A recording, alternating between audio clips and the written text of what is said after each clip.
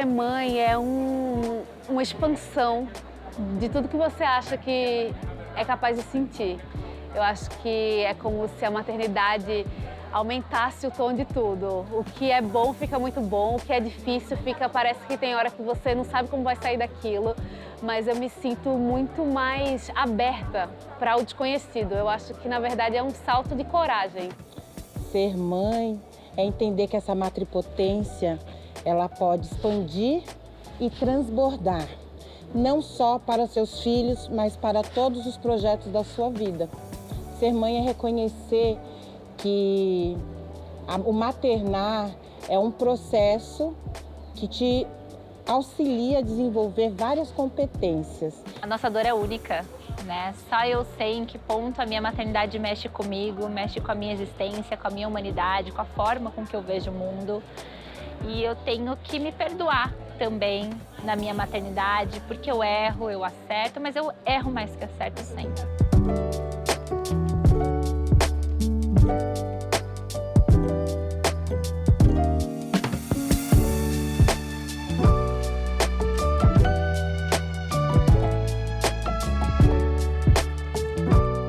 Quanto vale uma mãe, vale mais do que a gente recebe, isso eu tenho certeza. Vale muito pouco na sociedade que a gente vive. A gente é invisibilizada, os espaços não são pensados para as mães, não são pensados para as crianças, o mercado de trabalho não quer mães, né? Não é à toa que tantas mulheres empreendem. Elas não empreendem porque elas têm um negócio incrível. Não, elas empreendem por necessidade. Então elas acabam acreditando que essa é a função mais memorável delas e acaba exercendo isso, mesmo sem dar conta, procura maneiras, né, brechas para dar conta, porque a sociedade diz que ela precisa dar conta, enquanto para o homem é passado um pano aí bonito que faz com que ele, né, faça o mínimo e seja super reconhecido, enquanto a mulher está ali fazendo o máximo e a sociedade vai dizer que ela não está fazendo mais do que a obrigação dela. Cuidar de pessoas é um trabalho talvez o mais importante e mais difícil do mundo. Não tem feriado, não tem pausa, não tem tempo livre. Mas também é um trabalho não remunerado e não reconhecido. A gente tem informação de que são 10 trilhões de dólares não pagos por esse serviço anualmente, segundo a Oxfam, da pesquisa 2020. Então, é um tema muito importante que a gente vai conversar aqui, que é a economia do cuidado. E aí eu vou começar perguntando para vocês se vocês já quantificaram, em algum momento, quanto custaria se vocês não tivessem o tempo que têm de dedicação aos filhos, ao marido. Quanto custaria isso em termos financeiros? Já fizeram essa conta? Eu acho que é incalculável, né?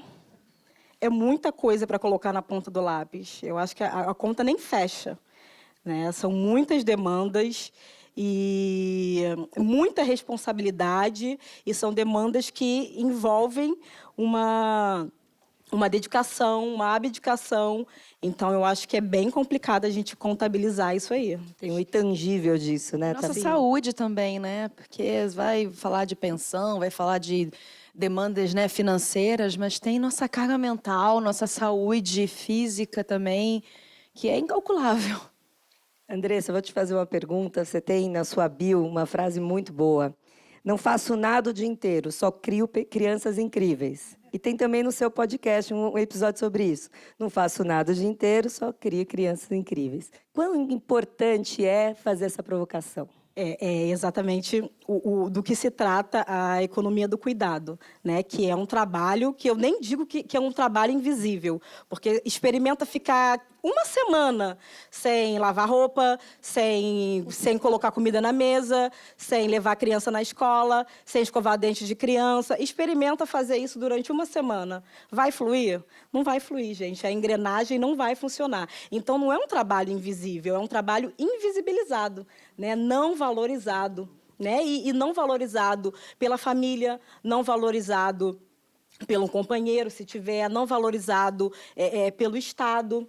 Então, quando a gente está em casa criando crianças, a gente está fazendo um trabalho super importante, que é um trabalho que possibilita todos os outros.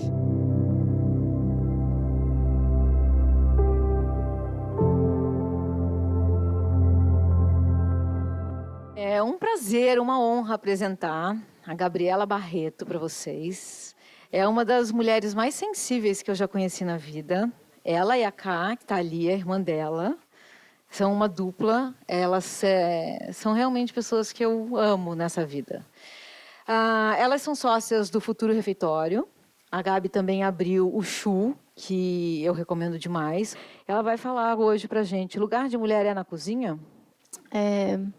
Quando me convidaram para falar aqui sobre maternidade, trabalho, cozinha, e ser cozinheira, e ser dona de restaurante, eu fiquei pensando, né, sobre o que eu vou falar. Mexeu em alguns lugares bem profundos meus, até porque eu fui uma mulher que demorei para me decidir se eu queria ser mãe. Eu passei uns 3 anos na terapia lá, tentando decidir, tentando descobrir se o desejo que eu tinha era um desejo meu, próprio, ou era um desejo implantado pela sociedade, pela cultura. Precisei descobrir se eu estava disposta a aceitar tudo que ia vir junto com ter filho, ter um bebê e tudo como minha vida ia mudar. A gente fala pouco, né, desse tema de como é um tema tabu, né, de que a gente pode ter uma ambiguidade em relação à maternidade, né? Não necessariamente a gente tem isso muito claro, ou mesmo que a gente tenha claro, vem com ambiguidades. Fica parecendo que muitas mulheres que se questionam a respeito disso, será que eu quero ser mãe? Será que estou afim de ser mãe? Será que eu quero ter um filho? Fica parecendo que elas, que são muitas, né, na verdade, mas fica parecendo que tem alguma coisa de anormal com elas. E eu acho que falta a gente falar mais disso também, desse assunto que é pouco discutido, é muito tabu, e para tirar um pouco desse peso, para as mulheres poderem fazer essa escolha de forma bem clara mesmo, sem tanta névoa. O ônus das responsabilidades domésticas ainda é, em 2022, pasmem, ainda é majoritariamente das mulheres. Cresci achando que eu não podia passar nessa vida sem ter filhos, sendo uma obrigação da sociedade, né, que me obrigava a ir para dar netos para minha mãe, né? Nem sei se no fundo eu queria ser mãe mesmo, de verdade. Isso é uma coisa que eu sempre falo sobre.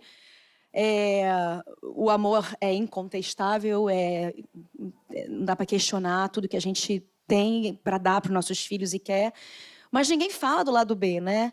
E essas mulheres abriram mão de muita coisa pelas quais nós hoje, né, a gente honra essa estrada, esse caminho delas, mas hoje eu vejo uma necessidade urgente de quebrar muitas e muitas barreiras, desconstruir muitos e muitos padrões que nós mulheres ainda estamos lutando. Eu sou filha de uma família de italianos e que eu escutava uma frase muito boa que é: mas por que eu tenho que dizer isso? E respondiam: porque você é mulher. É algo que vai nas suas entranhas, assim, né? Eu fico questionando muito a minha mãe. Eu acho que a partir do momento que eu comecei a olhar para minha mãe como a Leia e não a minha mãe, sabe? A mulher que ela foi, que ela foi criada, que história é essa por trás dessa mulher, como a mãe dela foi, porque eu não conheci minha avó, no caso. Tem toda uma estrutura que fez com que a minha mãe abdicasse. E a minha mãe é uma mulher em que ela fala de uma transgressão em que ela realmente viveu para marido e para os filhos, mas ela bate no peito para falar: eu trabalhei grávida, eu pegava trem lotado grávida, eu que dominava o dinheiro do seu pai, que não ele fazia besteira, porque...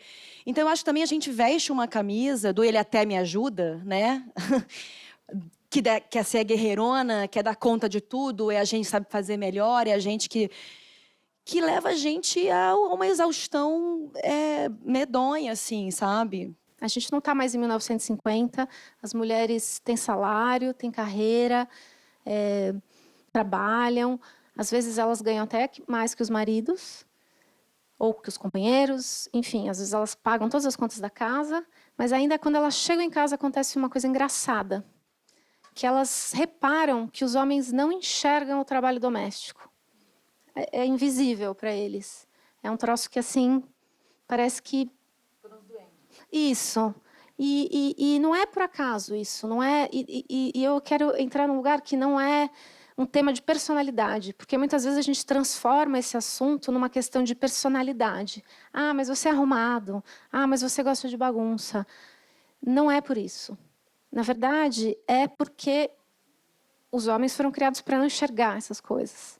E a gente precisa ter muito claro isso, né? A gente precisa ter muito consciência disso, de que a gente sabe que a gente tem que tirar a roupa da máquina de lavar, porque senão ela vai ficar mofada. Que a gente tem que tirar o lixo de quinta, de terça e o lixo reciclável no sábado, e que a gente precisa dar a vacina pentavalente em setembro. Por que a mulher sabe de tudo isso? Porque ela é mágica? Não, ela não é mágica. A gente foi criada para saber dessas coisas. A gente foi ensinada a ter esse olhar direcionado para essas coisas. E não é porque a gente é histérica, demandante ou exigente, que também é um lugar que é muito fácil de se colocar a mulher, né? Puxa, mas relaxa aí, deixa assim, deixa as coisas assim. Não é uma questão de exigência. É simplesmente uma questão de quem foi criado para desempenhar qual papel, né? Enquanto os homens e os meninos eles não enxergarem essas tarefas como deles, a gente vai continuar nesse lugar em que a mulher tem mais responsabilidade, tem mais ônus, tem mais peso. E ainda que ela tenha, que você possa ter, como eu tenho, o privilégio de poder contar com uma ajuda contratada de uma faxineira, de uma babá, ainda é uma mulher que está fazendo o trabalho doméstico. A verdade é que não existe equilíbrio possível. Quando eles fazem essa pergunta para mim, eu sempre dou uma risadinha interna, assim, como se equilibra a vida pessoal e a maternidade. Não existe equilíbrio possível, né? Existe uma culpa eterna de que você não está desempenhando nenhum desses papéis adequadamente. Eu, por exemplo, sinto culpa em não trabalhar mais, por exemplo, que é uma loucura. Quando você pensa que eu tenho, né, 2 restaurantes, 60 funcionários, a gente trabalha de domingo, a gente trabalha, não tem horário. Mas me sinto culpada. E o meu equilíbrio, ele se chama fluoxetina. Ele é assim que eu consigo dar conta da vida, das coisas que eu preciso fazer. E eu faço questão de falar isso, para que ninguém ache que uma mulher, assim, até pode ser, tenha uma mulher, mas eu não consigo dar conta de tudo que eu tenho que dar conta, como empresária, como mãe. Vem aqui, faz uma escova, dá uma palestra. Preciso de uma ajuda química, porque senão a conta ainda está no colo da mulher.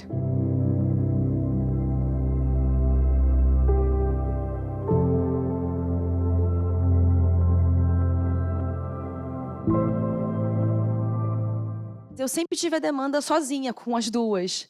O pai das meninas mora na Flórida, Califórnia, não nem sei onde ele mora. E para mim é natural, sabe? Ele tá lá alçando o voo, ele tá lá conquistando os sonhos, ele tá lá cada vez crescendo mais de onde ele tá. Eu tive que suar para estar aqui hoje sem ter uma rede de apoio, de verdade.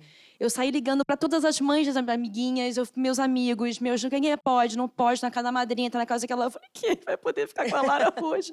Filha, vai ter que ir comigo.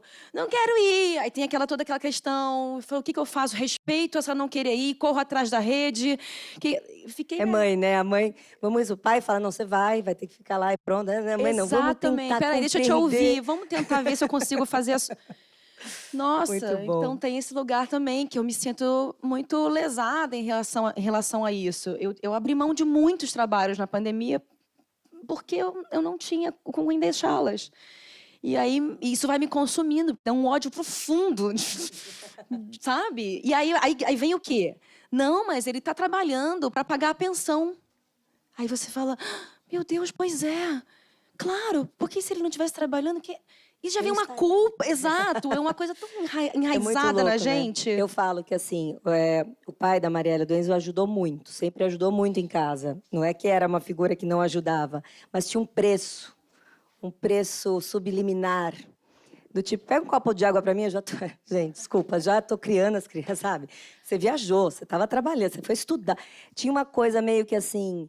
Era devolvido não como uma naturalidade de, olha, estamos dividindo essa responsabilidade. Era devolvido do tipo, olha. Ele fala, pergunta para alguma amiga sua que se alguém cuidou. Eu falava, não, eu acho maravilhoso, mas desculpa, mas eu não acho que é um obrigado. né? Vou ajoelhar no chão brincar. Eu acho que você também pode. É lindo você ser um super pai. E que bom que você é um super pai, mas faz parte dessa nossa dinâmica, né? Então é muito complicado. E eu ia te fazer essa pergunta, Samara, de falar dessa história da mulher casada, mas mãe solo. Opa, são Como é que é muitas. Como é que é isso? São muitas, muitas. É que existe o termo mãe solteira, né? Que repetiam muito. E é um erro grande, porque o meu estado civil não tem nada a ver com a minha maternidade. Né? Tem muita mulher em casa casada que está completamente solo, sozinha, na demanda, o dia inteiro. Na jornada contínua, né? Nem mais dupla, nem tripla. É contínua. E às vezes, muitas vezes, essas mulheres não conseguem nem enxergar esse lugar que elas ocupam. Porque esse cara acha que realmente merece o troféu por dar um banho, sabe? Por ir na praça. Eu fiquei muito puta, cara, porque eu tava domingo, Dia dos Pais, sozinha. Tô dando risada aqui. Porra, eu sozinha na praça no Dia dos Pais. Aí chegam 2 pais com uma packzinho de cerveja com as crianças na mão. Fui me dando um negócio. E você já vai julgando, né? Eu já sou aqui, olha lá, pegou domingo, vai tirar uma selfie. Tô tomando cerveja com a hashtag paizão. Exato. Mas eu já até me perdi da sua pergunta. Não, eu tô falando sobre a mãe que é casada, mas é solo. Mas é solo. E é isso. Eu já volto naquele lugar do a gente veste essa camisa, do ele até me ajuda. Não, eu tenho um marido que me ajuda, um pai ótimo. O cara não ajuda, pai cria junto e ponto final. E a gente precisa saber delegar isso, sabe? É muito estrutural mesmo. E eu lembro também de, tipo assim, eu tive cesárea. Eu tenho na minha cabeça, eu recém-parida, eu não conseguia acordar ele. Eu não conseguia. Vivia mesmo. Eu levantava com dor na cesárea, com dor no peito, o bebê chorando. Ai, vou acordar, não, tá cansado, tadinho. E você vai. E muitas mulheres repetem isso, sabe? Sou uma mulher que trabalhou a vida inteira, executiva e tal, e uma culpa desgraçada. Eu tinha vergonha de fazer uma pergunta no grupo da escola, porque normalmente, o grupo de mães da escola, eu não sabia o que estava acontecendo, era típico. Minha participação era aquela que não sabe o que está acontecendo. E é uma culpa, ao mesmo tempo, uma dificuldade de assumir esse lugar de... Eu também sou mãe, talvez eu não esteja na mesma proporção, colaborando da mesma forma, mas tem alguém que está fazendo isso, e essa composição também é muito importante. Vamos pensar, no Brasil, são 5 dias a licença paternidade. Tipo assim, cara nem sair do hospital direito, o homem já está voltando para o trabalho e a mulher está ali, né, entrando dentro daquele momento, como se fosse um momento único da mãe e do filho, ou seja, nos coloca num lugar onde a mulher é a grande cuidadora da criança durante muitos meses. E o que isso causa? É óbvio que causa para empresas que estão contratando, entre um homem que vai sair 5 dias e uma mulher que vai ficar 4 meses ou 5 numa licença, né, remunerada, o que uma empresa vai preferir?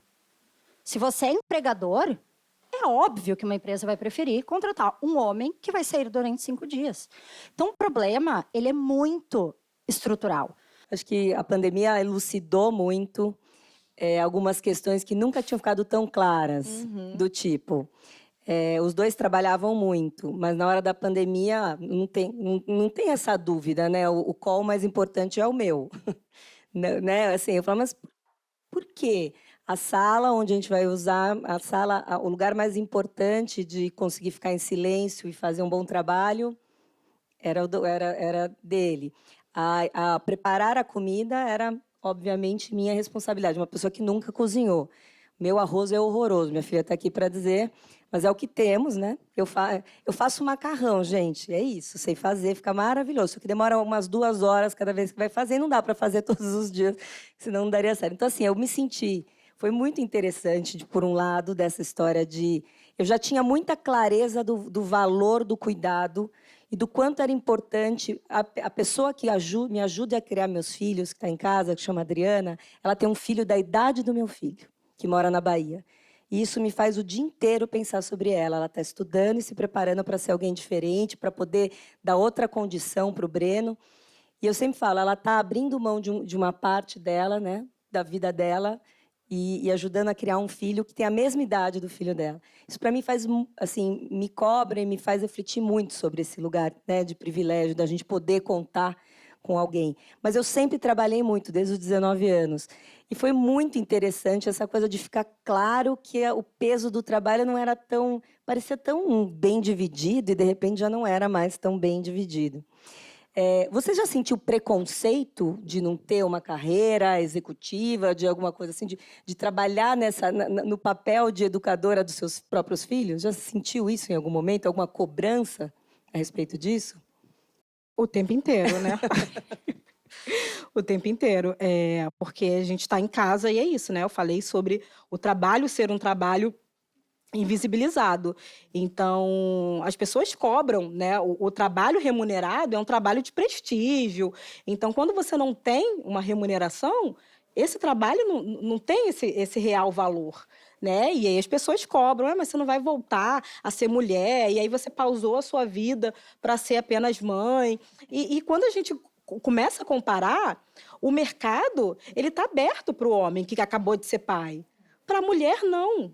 É totalmente diferente, né? A licença maternidade, ela é muito maior do que a licença paternidade, porque isso está escancarando o quê? Está mostrando que o homem, a função dele é prover, enquanto da mulher é estar no lar. E nesse sentido, a gente vai criando, né, uma bola de neve, ficando sempre nesse lugar de subalternidade, né? Porque o homem sempre vai ter o lugar dele esperando no mercado de trabalho. Óbvio, né, que a gente está passando por uma situação que trabalho não dá em árvore, mas se você for comparar a oportunidade de um homem e a oportunidade de uma mulher, é nítido, né, que as mulheres elas foram feitas, né, foram socializadas para estar dentro de casa, né, e do homem para ele poder sair e trazer o sustento. Então, assim, eu acho que tem uma ótica dessa questão do educar em relação ao cuidado, em relação às responsabilidades da casa, em relação é tão fundamental que a gente forme meninas e meninos, e as meninas também, com a compreensão que tem que dividir com alguém.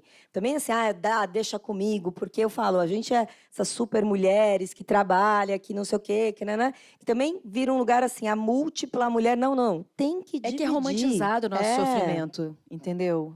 A indústria ganha com o nosso sofrimento. Romantizou e a sobrecarga materna, tudo isso é muito romantizado, que precisa ser exposto, ser falado. Sim, e essa socialização, ela dá gás para os privilégios, né, do homem. Então, assim, eu acho muito difícil a gente lutar contra isso, né? A gente faz o nosso trabalho dentro de casa, a gente prepara os nossos meninos, né, para serem homens diferentes.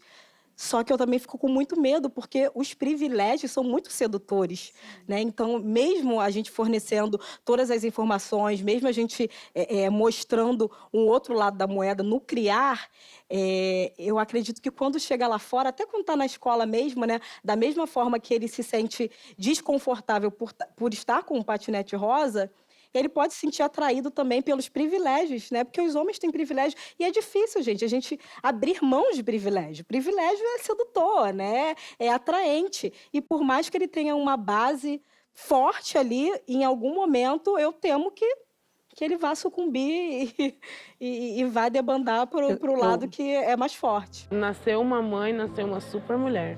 Nasceu uma mãe, nasceu um ser ali que vai dar conta de tudo. E não, a gente sente... E a gente chora, e às vezes a gente, sabe, tem que demonstrar ali uma força que a gente não está sentindo nesse momento. Hoje eu falo, eu choro na frente dos meus filhos, eu não acho que não tem problema eles verem. Porque eu sentia falta de ver isso na minha mãe. De lembrar que ela é humana, que ela é mulher. Eu via minha mãe como uma mãe. E se eu soubesse que eram essas coisas que ela passava, nossa... Que a gente cresceu nessa sociedade patriarcal muito escrota, que você coloca, né, nossa, heroína, olha que mãezona. E você tá perdendo saúde. Eu não quero ser a mãe abnegada, não quero ser a mãe que fala assim, ai, me sacrifiquei. Não, ele vem para somar e eu acho que ele ativa esse lugar de potência, do tipo de querer realizar mais, de fazer mais e de fazer junto. Ninguém chegou até aqui sozinho. Esse é o nosso jeito de fazer as coisas. Na batida, na intensidade, no ritmo. Casas lendárias, festivais e festas. Neles aprendemos a ser, amar e pertencer. Nós abrimos esse caminho juntos. E agora vamos nos juntar de novo para continuar a caminhada. Keep Walking, Johnny Walker.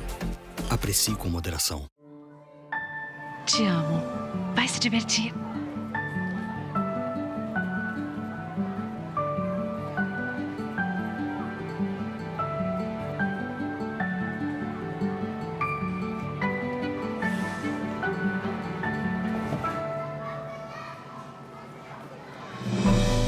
Eu sou o Pablo. E você? Daniela. Você é nova aqui na escola? Sim. Legal!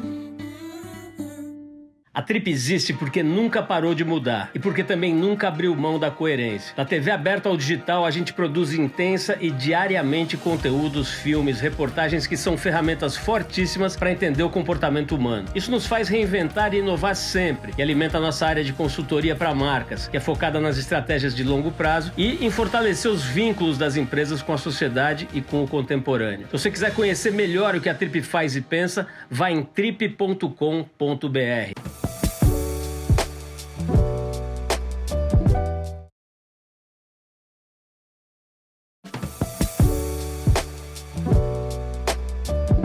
Eu falo assim, cadê o tempo que estava aqui? O meu filho comeu, sabe? Tipo, e eu fico tentando me entender nesse lugar. E tem alguns momentos que eu entendo que algumas coisas são muito importantes para mim. Tipo, o meu trabalho é importante, eu me sinto uma mãe melhor se eu consigo trabalhar bem.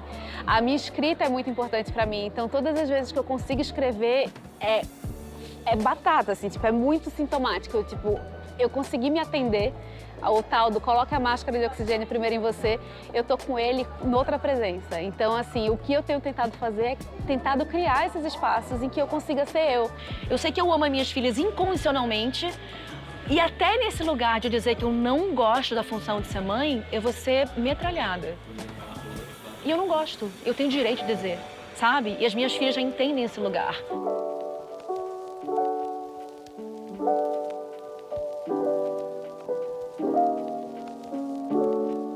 Eu estudei fiz uma formação que tem em Nova York, que chama Mulher e o Trabalho, que estuda a entrada da mulher no mercado de trabalho. E é tão interessante porque como a gente vivia em tribo, a mulher cuidava do fogo, da água e dos idosos da educação. E o homem, o macho, saía para caçar, se morria. Tudo bem, se trazia um leão, estava ótimo, né? E o resto, toda a dinâmica da tribo, eram essas mulheres ancestrais que tomavam as decisões.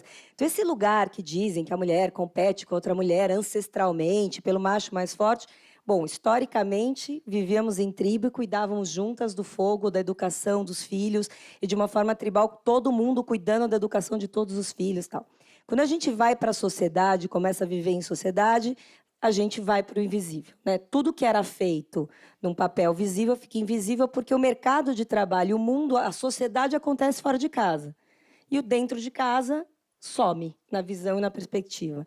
E a entrada da mulher, para terminar esse ponto, que eu acho que é bem interessante, a entrada da mulher nos mercados de trabalho era só se ela ela tinha problemas. Ela não entrava porque ela queria, não era nobre uma mulher entrar no mercado de trabalho. Era porque ela ficou viúva, é porque ela ficou órfã, é porque ela não tinha condições, era um demérito. Então, a gente entrava pela porta do fundo mesmo, para trabalhos menos relativamente nobres do que os homens, para as fábricas. Então, a gente tem um histórico de se relacionar com essa relação do trabalho meio que pela porta do fundo. E aí, quando a gente compara isso com dizer que é meio que nobre e quase que esperado que se o homem disser que ele fez uma licença paternidade e está voltando, as pessoas se emocionam, né? Se ele falar isso no auditório, choram. Meu Deus! Eu sempre falo, se um homem chora no auditório, as pessoas falam, gente, que lindo, que cara sensível. Se a mulher chora, fica desequilibrada, não segura uma onda. A gente não dá conta, né? A gente faz o que está ao nosso alcance e implica várias questões, mas assim, a gente não é sobrenatural. Mães são humanas, são vulneráveis E a gente está aqui para dizer que chega, né, de querer carregar o mundo nas costas, porque essa não é uma função só nossa.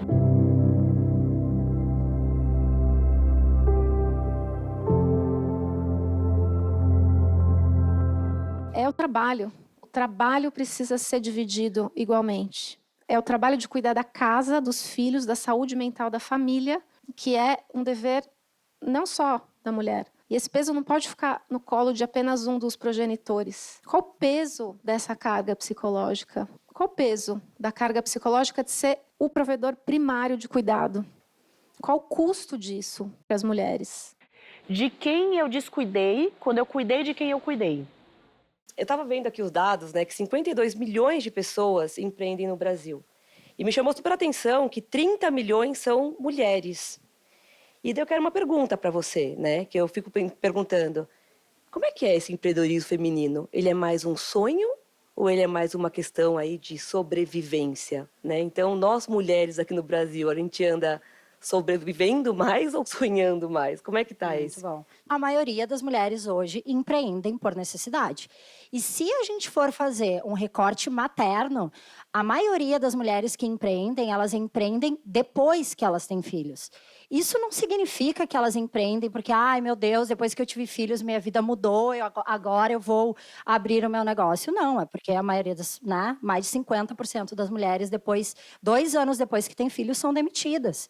E sabem que depois da sua demissão, elas precisam buscar um trabalho mais flexível, porque a vida de mãe, né, precisa de uma certa flexibilidade.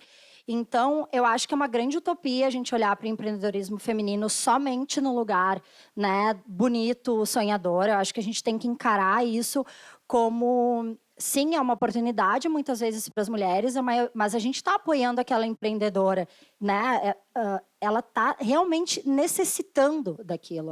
Aquele empreendedorismo é feito por necessidade. Então, a gente precisa buscar tipos de apoio para que essas mulheres consigam, através desse empreendimento, né, buscar a sua realização, né, e quem sabe encontrar o seu propósito no meio do caminho. Hein? O partir do princípio é que todas nós mulheres, né, amamos nossos filhos, esse amor não está em questão, mas que a maternidade, ela não é só, ou pelo menos para mim, não foi só esse mar de rosas, né? Eu falo que a maternidade, ela tem também momentos que eu falo que é que nem uma música, né? Então, quando a música aparece na sua cabeça e de repente eu estou no meio de uma reunião e falo assim, nossa, não marquei o dentista da Ana. Nossa, a Tereza vai para uma festa e eu esqueci o presente. Então, eu fico vivendo preocupações que várias vezes eu me pergunto, assim, será que meu marido passa essa mesma música na cabeça dele? Porque quando um homem sai e vai viver 6 meses de licença paternidade, pode ter certeza que ele também vai pensar e vai viver esse momento de uma forma diferente. Então, como você falou, eu faço parte da estatística dessas mulheres que foram demitidas na volta de licença maternidade. E no meu caso, gente, sensacional, por telefone. Então, não, foi incrível. Então, quando a gente vê que 50% de nós, mulheres, até 2 anos, somos demitidas no século XXI, né? Depois de uma licença maternidade, está errado. Então, eu acho que é papel, né, das grandes empresas, é papel hoje de sim, né, e sabemos que nem todas as empresas podem, né, fazer esse benefício. As mulheres são as chatas, são as reclamonas, né? Mas por que será que as mulheres são chatas e reclamonas? É à toa ou será que existe um motivo aí, né? Talvez a gente esteja só sobrecarregada porque os homens bonitos estão, né, tendo os paninhos deles passados para que eles não sejam responsáveis pelas funções que cabem a eles também.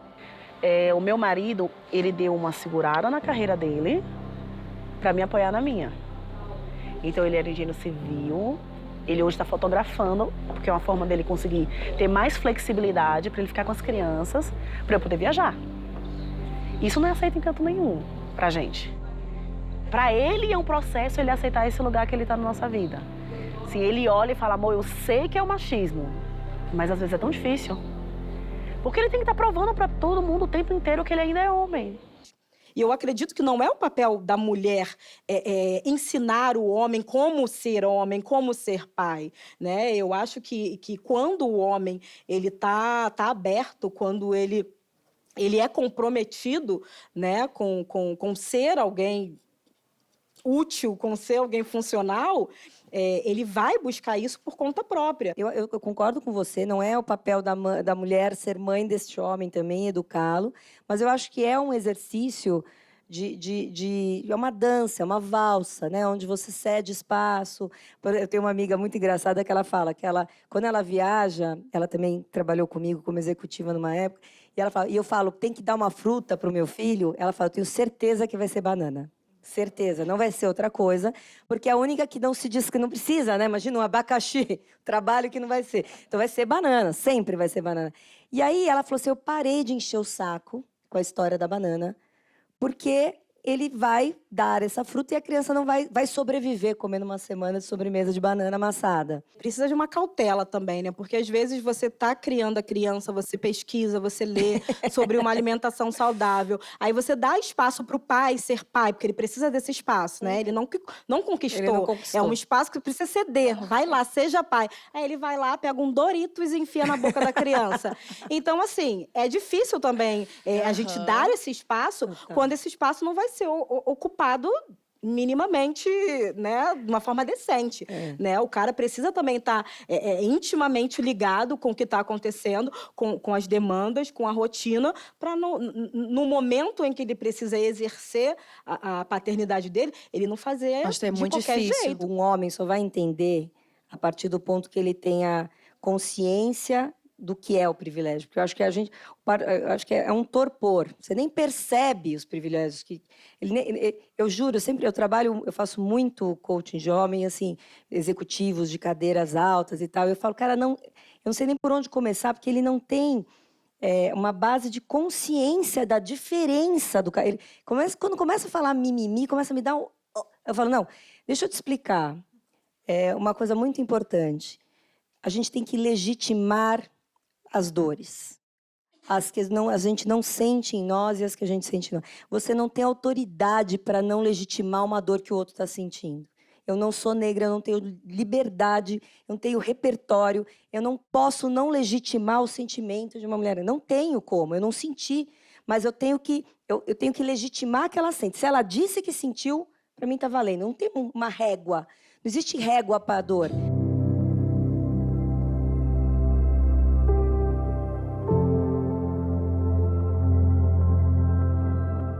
Gente, a gente precisa quebrar esse lugar de que cuidar a maternidade, o problema é só da mãe.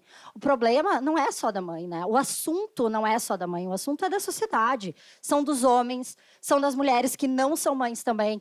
Eu até gostei muito do papo que a gente teve, que teve aqui, o primeiro, assim, que estava falando um pouco sobre isso, né? Para criar um filho, a gente precisa de uma aldeia inteira. Enquanto a gente não trazer esse problema para a sociedade como um todo, é óbvio que a gente vai olhar esses números de 38% da liderança ser feminina e a gente vai ainda demorar ainda mais para chegar nesse lugar. Assim. E adorei uma frase que eu li sua, que você falou assim, você escreveu que a maternidade misturada com o empreendedorismo é uma maratona mais difícil que Ironman, mas a gente gosta de suar. Cara, eu gosto de suar, eu sou do corre real, assim, então... Posso dizer, acho que eu nunca me senti tão poderosa, assim, sabe? Eu acho que ser mãe é a coisa mais difícil que eu já fiz na minha vida inteira, assim. Eu me sinto hoje muito mais poderosa do que eu era. Talvez antes de ser mãe eu nem estaria aqui na casa TPM, chiquérrima, maquiada, sabe? Então, eu acho que é isso, assim, eu acho que a gente tem que buscar um pouco dentro desse lugar que a gente ainda vive, de um machismo tremendo, o superpoder que a mulher tem. E isso é energia feminina, que está mais pulsante do que a energia masculina old school dos anos 80 da Revolução Industrial. Então, gente, agora é a nossa vez, sabe? Tipo, vamos brilhar e fazer todo o nosso poder, puérperas, mães, não mães, mas o mundo está precisando mais dessa energia feminina. Nesse movimento eu percebi que mãe vale muito mais do que a gente pode imaginar, assim.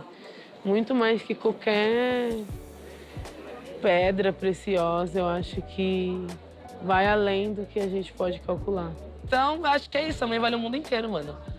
Porque a maternidade, ela tem muitos vieses em outras regiões do mundo. Que tal a gente buscar outras culturas que tem uma relação com a maternidade que é bem distante da culpa.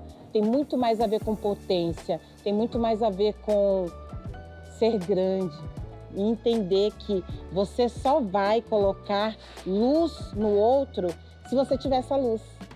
Então você vai iluminar as outras jornadas. O mundo seria mais possível e melhor se as mães fossem tratadas com a dignidade que elas merecem, que nós merecemos. Do skincare para o haircare. A linha Oxy Hialurônico chegou, com a força do ácido hialurônico e ação preenchedora. E com o sistema Oxy de beleza duradoura, que continua tratando seus fios ao longo do dia. Oxy Hialurônico traz mais brilho e mais hidratação para seus cabelos. Experimente a linha Oxy Hialurônico e acompanhe os resultados. Oxy, o essencial é o que fica. A TPM tem a missão de abrir espaço para as conversas mais íntimas e importantes, como uma amiga com quem dá para falar sobre tudo.